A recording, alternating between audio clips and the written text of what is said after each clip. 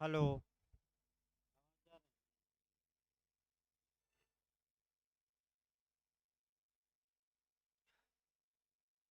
देखिए आपका सीआरपीसी चल रही थी और सूचना ये है कि आपका मंडे से आईपीसी और एविडेंस दो सब्जेक्ट लगेंगे और इस हफ्ते केवल और केवल सीआरपीसी चलेगी। यानी कि इस हफ्ते आपका पूरा सीआरपीसी चलेगी और आपका मंडे से आईपीसी और एविडेंस चलेगा।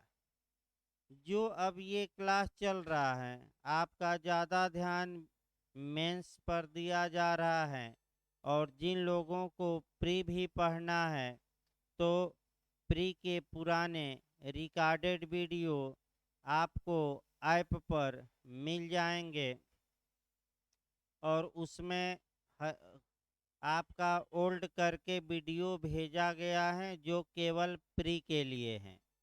आइए देखा जाए, हम प्ली बार्गेनिंग पढ़ा रहे थे।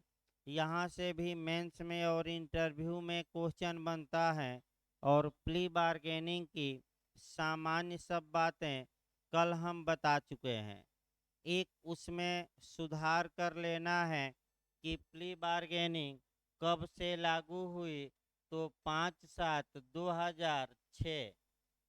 यानी कि जो प्ली बार्गेनिंग का चैप्टर है, अध्याय 21A, वह कब से लागू हुआ, तो आपका जवाब रहेगा, ये भी क्वेश्चन आ सकता है तो 5/7/2006, यानी कि 5 जुलाई 2006 से। आइए प्ली बार्गेनिंग के बारे में आपका जब मेंस में लिखे तो मॉडल बता दिया जाए तब शुरू किया जाए।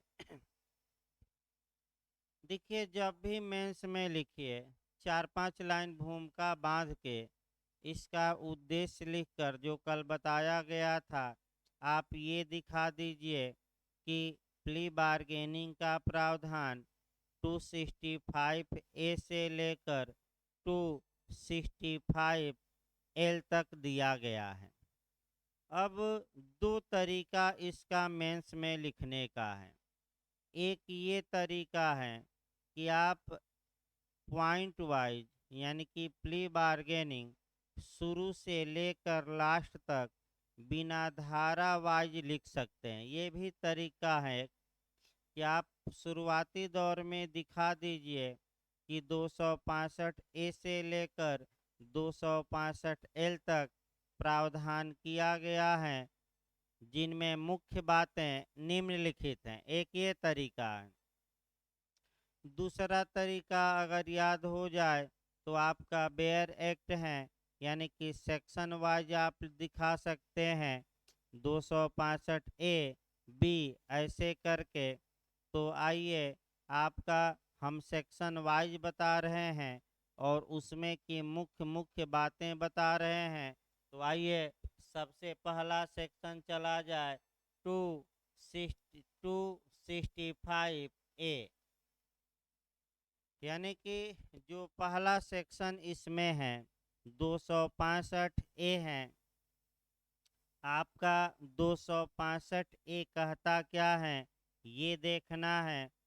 अध्याय का लागू होना, यानी कि यह जो अध्याय 21A है, ये आपका किन अपराधों में लागू होगा, अर्थात प्ली बार्गेनिंग किन अपराधों में मान्य है। देखिए पहला क्लास देखिए, यह अध्याय उस अभियुक्त के संबंध में लागू होगा जिसके विरुद्ध, यानी कि यह अध्याय कब अप्लाई करेगा, कब लागू होगा, किस अभियुक्त के विरुद्ध लागू होगा, ये 265A में बताया गया। देखिए रिपोर्ट धारा 173 के अधीन थाने के भार साधक अधिकारी द्वारा उसमें यह अभिकथित करते हुए अग्रसारित की गई है कि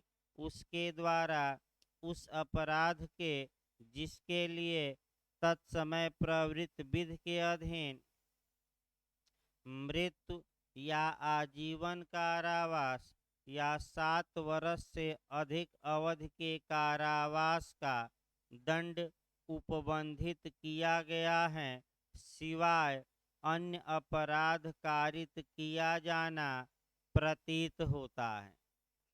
देखिए, अगर आपको लाइन लंबी लगे तो इसका हम संक्षिप्त रूप भी बताएंगे, लेकिन पहले यह अध्याय कब लागू होगा, संक्षिप्त रूप और डिटेल रूप दोनों हम बता रहे हैं।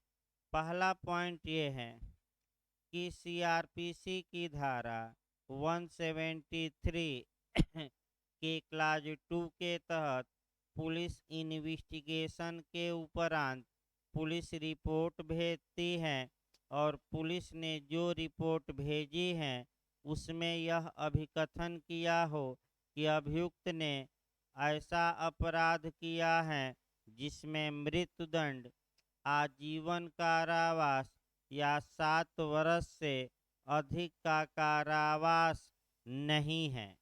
इसका मतलब ये हुआ कि प्ली बार्गेनिंग का अध्याय उन्हीं अपराधों में लागू होगा जिसमें दंड एकोरेट 7 वर्ष हो या 7 वर्ष से कम के कारावास का हो।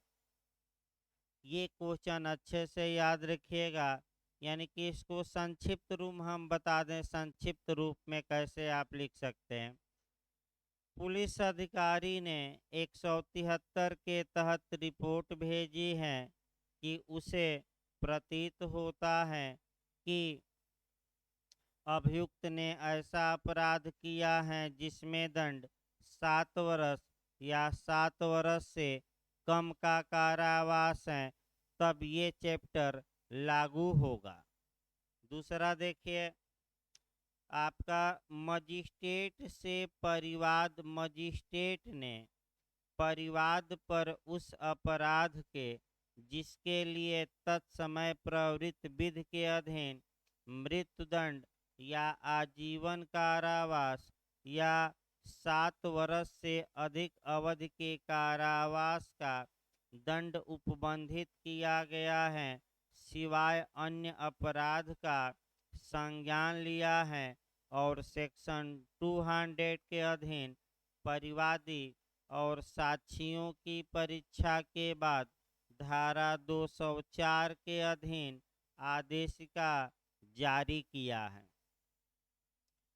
इसका मतलब ये हुआ कि मजिस्ट्रेट ने परिवाद पर किसी अपराध का संज्ञान लिया है और ऐसे अपराध में जो दंड हो सकता है वह 7 वर्ष का कारावास या उससे कम का कारावास और सीआरपीसी की धारा 200 के तहत मजिस्ट्रेट ने परिवादी और यदि कोई साक्षी हो तो उसकी परीक्षा कर ली है और सेक्शन 204 के तहत अभियुक्त के विरुद्ध आदेशिका जारी कर दी है।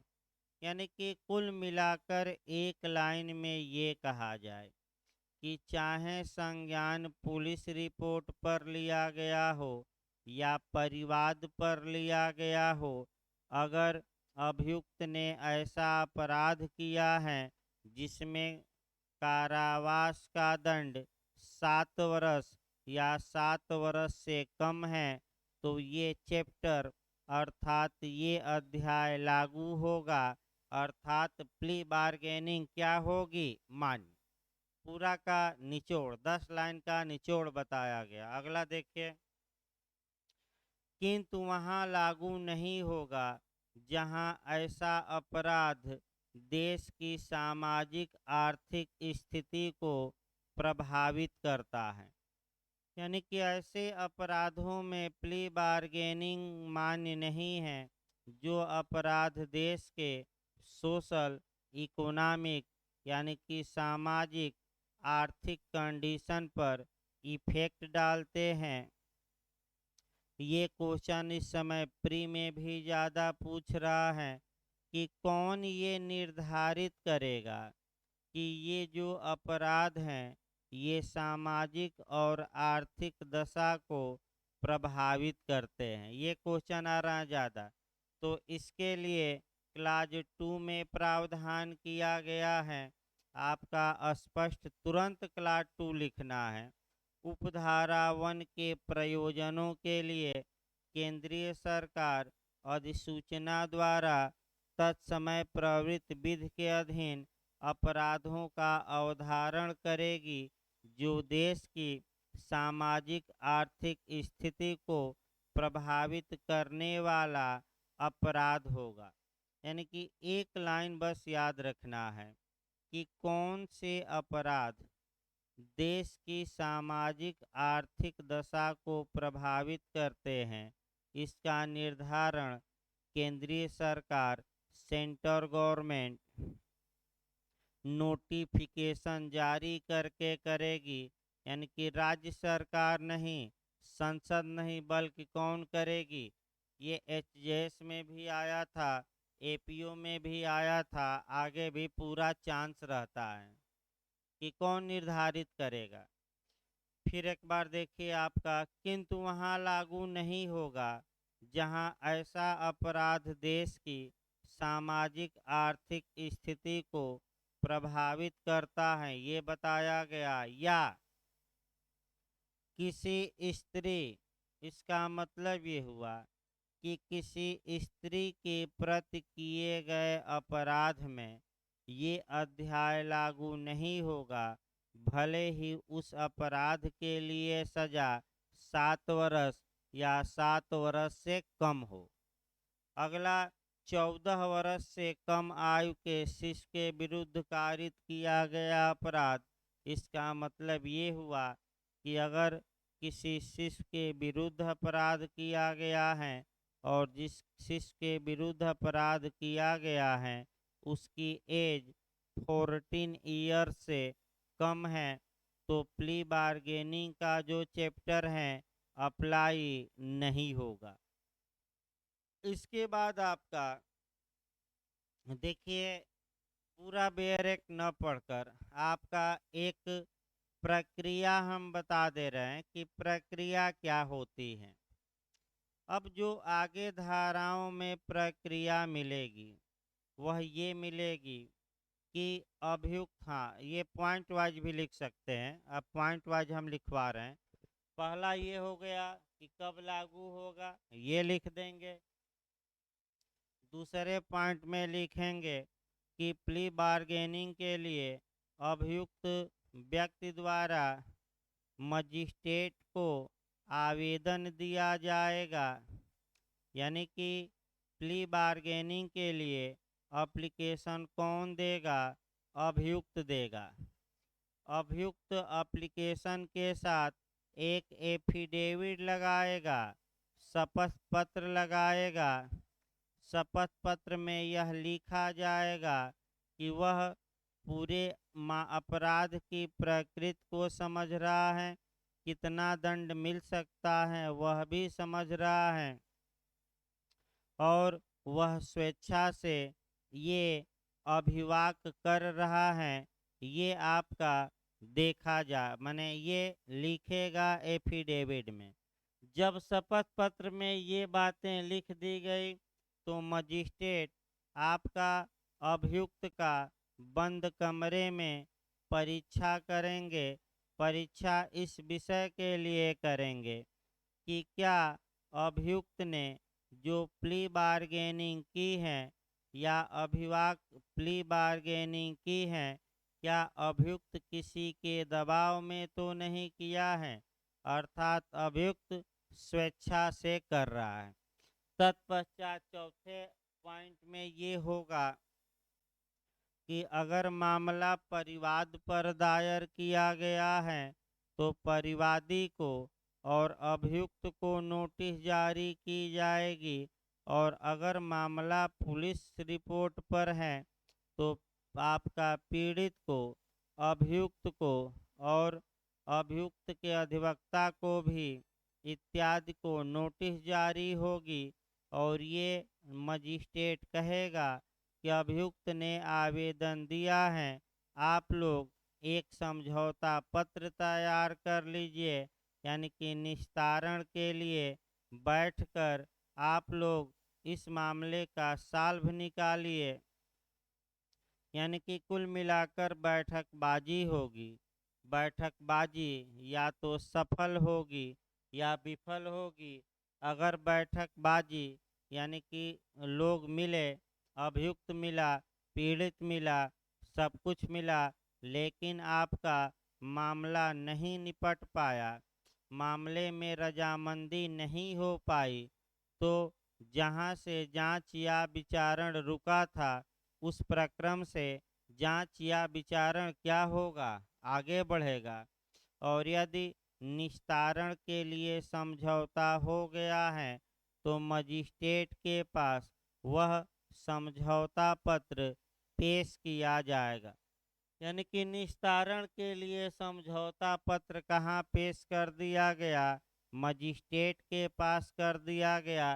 फिर मजिस्ट्रेट समझौता पत्र के अनुसार यानी कि निस्तारण करेंगे मामले का और अभियुक्त को दंडाधिष्ट करेंगे, जुर्माना लगाएंगे और जो निस्तारण में प्रतिकर देने की बात कही गई है वह प्रतिकर अभियुक्त से पीड़ित को दिलवाया जाएगा।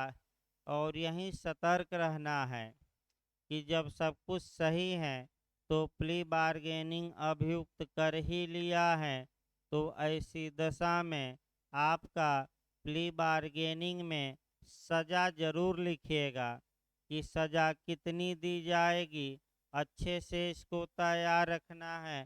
फिर देखिए, यदि किसी अपराध के लिए अधिकतम दंड दिया गया है, अधिकतम दंड दिया गया है तो उसका 1/4 से अधिक दंड प्ली बार्गेनिंग में नहीं दिया जाएगा।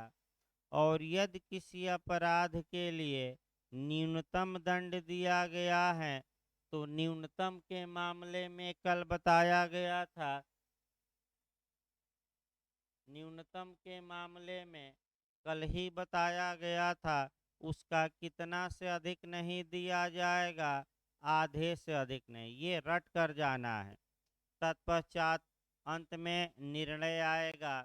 निर्णय आपका आएगा निस्तारण के बाद, न्यायालय निर्णय सुनाएगा, खुले न्यायालय में सुनाएगा, उस निर्णय पर हस्ताक्षर करेगा। फिर निर्णय की अंतिमता बताई गई है, यानी कि प्ली बार्गेनिंग के मामले में सामान्यतः अपील नहीं होगी, ये भी पूछा जाता है। लेकिन आपका अपील सामान्यतः नहीं होगी, लेकिन आपका इसका प्रभाव संविधान के अनुच्छेद 226, 227 और एक और अनुच्छेद जोड़ दीजिएगा 136 पर नहीं पड़ेगा। इसका मतलब ये हुआ कि अगर अभियुक्त प्ली बार्गेनिंग किया है, उस पर प्रतिकर लगाया गया, दंडाधिष्ट दंड दिया गया, तो वह अपील सीआरपीसी के तहत अब नहीं कर सकता। हाँ, संविधान के अनुच्छेद 226 के तहत या 227 के तहत वह उच्च न्यायालय जा सकता है, या अनुच्छेद 136 के तहत वह उच्चतम न्यायालय जा सकता है, सुप्रीम कोर्ट में एसएलपी दायर कर सकता है। लेकिन अपील करने का अधिकार अब क्या हो गया है, समाप्त। इसके बाद आपका 265 आई भी काफ़ी महत्वपूर्ण है, और आपका सेटअप या मुजरा, यानी कि अभियुक्त जितनी अवधि भुगत चुका है उतनी अवधि का जब प्ली बार्गेनिंग में दंड उसे दिया जाएगा तो सेटअप किया जाएगा, अर्थात प्रतिसादन किया जाएगा या मुजरा किया जाएगा।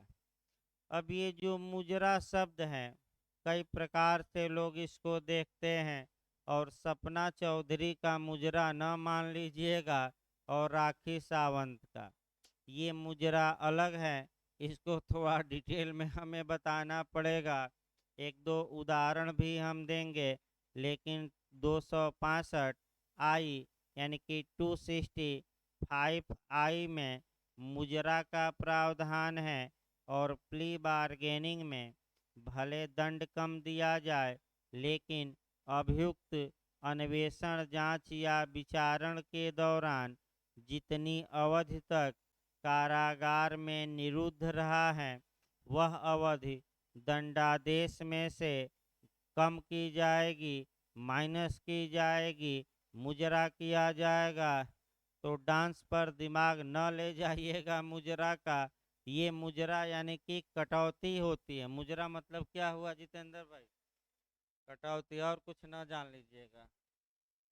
हाँ भाई, देखिए आपका जब भी मुजराई पढ़िए तो आपको सीआरपीसी भी पढ़ना है।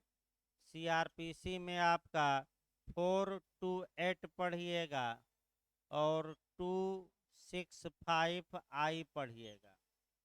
इसी के साथ आपका संविधान में भी थोड़ा हम देख लेते हैं। सेटअप का प्रावधान संविधान के आर्टिकल 142 को पढ़िएगा, और सीपीसी में जब पढ़िएगा तो आदेश 8 रूल 6 पढ़िएगा, और फिर आपका आदेश 20 नियम 19 का उपनियम 3।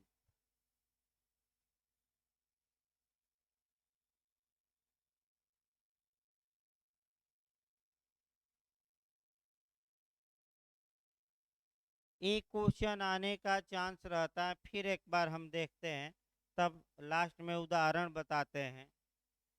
देखिए आपका जब भी मुजरा पढ़िए तो कम से कम आपका 4-5 व्यू से पढ़िए एक साथ, ताकि हर एक क्वेश्चन यहाँ कवर हो। पहले हम सीआरपीसी में देखते हैं।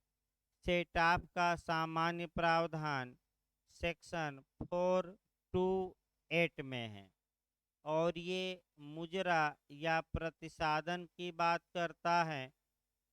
और प्ली बार्गेनिंग में भी भले ही अभियुक्त के अपराध स्वीकार करने पर उसकी सजा की मात्रा कम की जा रही है, लेकिन वह भी मुजरा का हकदार होगा, सेटअप का हकदार होगा। पहले एक उदाहरण देखिए। मान लीजिए एक अभियुक्त है और वह अन्वेषण, जांच या विचारण के दौरान बिना जमानत के 1 वर्ष तक जेल में रहा। फिर एक बार देखिए, यही आपका समस्या पूछा भी गया है। एक एक्यूज्ड है जो इन्वेस्टिगेशन के दौरान, इंक्वायरी के दौरान या ट्रायल के दौरान 1 वर्ष तक बिना जमानत के निरुद्ध रहा। निरुद्ध रहा मतलब कि जेल में रहा। तत्पश्चात उस मामले में उसे 3 वर्ष की सजा दी गई, यानी कि अंत में जब फैसला आया तो कितने की सजा दी गई? 3 वर्ष की। अब समस्या ये है कि ऐसा अभियुक्त उसी मामले में बिना जमानत के पहले, निर्णय के पहले 1 वर्ष तक कारागार में रह चुका है, निरुद्ध रह चुका है, और 3 वर्ष अंत में उसे सजा दी गई है। तो 3 वर्ष वह अब जेल नहीं भुगतेगा।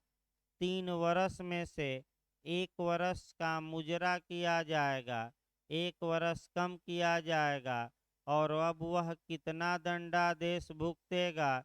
तो केवल 2 वर्ष, यानी कि कितना भुगतेगा? 2 साल। तो जो भी समस्या है थोड़ा सतर्क रहना है। और आपका आगे देखा जाए, उच्चतम न्यायालय भी मुजरा का आदेश दे सकता है। तो आपका किस आर्टिकल के तहत, तो अनुच्छेद 142 के तहत। फिर सीपीसी में आजकल क्वेश्चन बन रहा है और सीपीसी में भी आपका अच्छे से क्वेश्चन देखना है। आपका पहला हम क्वेश्चन निकाल रहे हैं, लीगल सेटअप या विधिक मुजरा का प्रावधान सीपीसी में कहाँ है, तो आर्डर 8 के रूल 6 में। विधिक मुजरा कहाँ है पूछ ले, तो आदेश 8 के नियम 6 में है। और यहीं आपका पूछ ले, अभी पिछली बार यूपीजे में भी आया कि इक्विटेबल सेटअप। इक्विटेबल सेटअप का मतलब सामयिक मुजरा कहाँ है, सामयिक प्रतिसादन कहाँ है, या सामयिक मुजरा कहाँ है। अगर ये क्वेश्चन आ जाए जो पिछली बार यूपीजे में भी आया था, तो आपका जवाब रहेगा सीपीसी के आर्डर 20 यानी कि आदेश 20 के रूल 19 का उप रूल यानी कि सब रूल 3 में। याद रखिए, आदेश 20 का नियम 19 का उप नियम कितना, 3। कौन सा मुजरा है, आपका सामयिक। आइए, इस प्रकार जो मुख्य बातें थी प्ली बार्गेनिंग की, सेक्शन वाइज न लिखकर ऐसे ही लिखी जाती है मेंस में, वह हमने बता दिया। अब आइए, आपका जो मेंस में सीआरपीसी से क्वेश्चन बनता है, अब इधर जो आपका 20-25 धाराएं मिलेंगी, इधर से आपका कम क्वेश्चन बनता है, 2 क्वेश्चन बनता है। और उन दोनों क्वेश्चनों को मैं बता रहा हूँ। पहला आपका सेक्शन 273 से कवर करना है और दूसरा सेक्शन 299। आइए आपका देखा जाए। देखिए, क्वेश्चन ये बन चुका है, थोड़ा सतर्क रहना मेंस में, कैसे लिखेंगे ये भी हमें गौर करना है। और बेयर एक्ट की भाषा। देखिए, प्रश्न कैसे बनेगा, प्रश्न बना लिया जाए तब आपका प्रश्न ये बनता है, मेंस में प्री में भी बन रहा है कि जांच या विचारण अभियुक्त की उपस्थिति में किया जाता है। यानी कि इंक्वायरी और ट्रायल में जो भी एविडेंस लिया जाएगा, जो भी साक्ष्य लिया जाएगा, वह अभियुक्त की उपस्थिति में लिया जाएगा। इस नियम की अपवादों सहित व्याख्या करिए। फिर एक बार प्रश्न देखिए, 2 मॉडल यहाँ बन सकता है। पहला मॉडल आपका ये बन सकता है कि प्रत्येक विचारण अभियुक्त की उपस्थिति में होगा, इसका अपवादों सहित व्याख्या करिए। दूसरा मॉडल इसमें ये बन सकता है कि प्रत्येक जांच या विचारण में अभियुक्त की उपस्थिति में ही उसके विरुद्ध एविडेंस लिया जाएगा, इसकी अपवादों सहित व्याख्या करिए। ये 2 मॉडल से आपका क्वेश्चन बन सकता है। तो जिस मॉडल से भी क्वेश्चन बने, सतर्क रहना है मॉडल को। सबसे पहले ये क्वेश्चन डील करते समय नेचुरल जस्टिस या प्राकृतिक न्याय लिखिएगा, प्राकृतिक न्याय का सिद्धांत। ये मॉडल बना लीजिए पहले। प्राकृतिक न्याय के सिद्धांत के बाद आपको 273 लिखना है। 273 का हम बेयर एक्ट भी बताएंगे। इसके बाद आपका जो लिखना है 273 के बाद इसका एक्सेप्शन यानी कि अपवाद। यानी कि अपवाद का मतलब ये हुआ कि सीआरपीसी में कुछ दशाएं ऐसी हैं जहां की अभियुक्त की गैर हाजिरी में भी उसके विरुद्ध एविडेंस लिया जा सकता है। और यही मेंस में आजकल नया क्वेश्चन आ रहा है। तो एक्सेप्शन कौन कौन से सेक्शन हैं, तो 115 दिखाएंगे, फिर आपका 205 दिखाएंगे, फिर आपका 299 दिखाना है, फिर 317 दिखाना है और 253 दिखाना है। यानी कि कम से कम आप 5 धाराएं आपका हूबहू नहीं लिखना है, इसका सार लिखना है। तो 5 धाराएं आप डिटेल में कवर करना होगा। तो आपका 15 मिनट का ब्रेक रहेगा, इसके बाद सीआरपीसी ही चलेगी। फिर बता दिया जाए 15 मिनट के ब्रेक के बाद सीआरपीसी ही चलेगी। कुछ कारणों से लंबा क्लास नहीं चल पा रहा है, तो इस मॉडल को अभी हम 2-4 और मेंस का क्वेश्चन निकालेंगे ताकि सीआरपीसी अब जल्दी से समाप्त की जाए। धन्यवाद।